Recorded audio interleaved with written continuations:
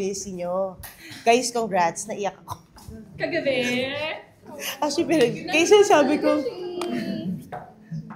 kaso hindi ko na alam kung anong umere sa Free TV, gets? Kasi so, syempre, Magkaiba kasi. Yun nga, mauuna, diba? So parang, 3 days delay tinanong ko yata. si Shane, sabi ko, umere na ba sa Free TV? Kasi baka mamaya may ma-ask ako na, Oo nga, no. Okay lang, marami naman. hindi, yeah. Pero hindi, mamaya daw i-ere yung scene na confrontation.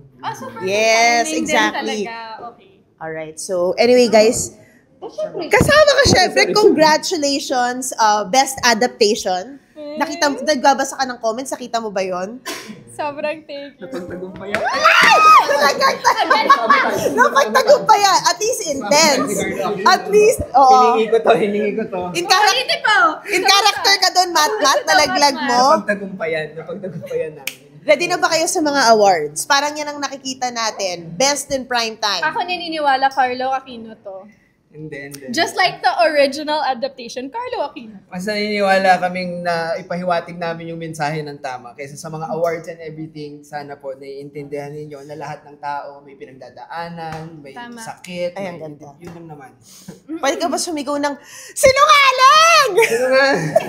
Grabe, tapos nakatingin ka pa. Grabe galing, no? Sobrang galing. As in, alam mo, whenever we work together, lalo na nung bandang pa-second to the last na na-lock in, wala lang actors queue. Bahala na kung saan kami dalhin. Oh my gosh. Ganun na. Sobrang grabe yung dynamics between the three of us. You were there in the scene. What was going on in your mind? When you saw Carlo, like, belting it out, Sobra. and sinasalo ni Pat. Kasi paulit-ulit yun depending on whose shot it was, diba? So, syempre, priority is the boys. Kahit na pang ilang beses ko nang pumasok, umiiyak pa rin ako. Grabe. Yeah. And you doing it? Like this?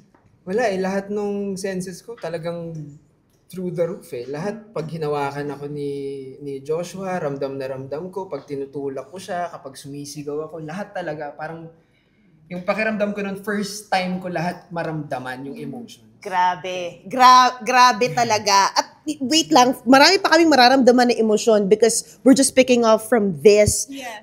It's gonna be the mid-season with a new beautiful poster. Oh my God. And what ride are you gonna take us?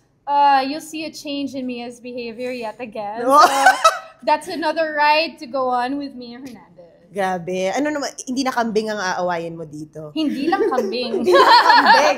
Ano pa? Marami pa. Grabe. Marami pa. Ready na kaming tumoyo with you.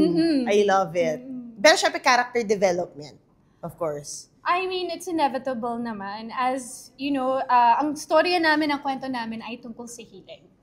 And there's many different stages before you reach that point of healing. So we will take you on that journey.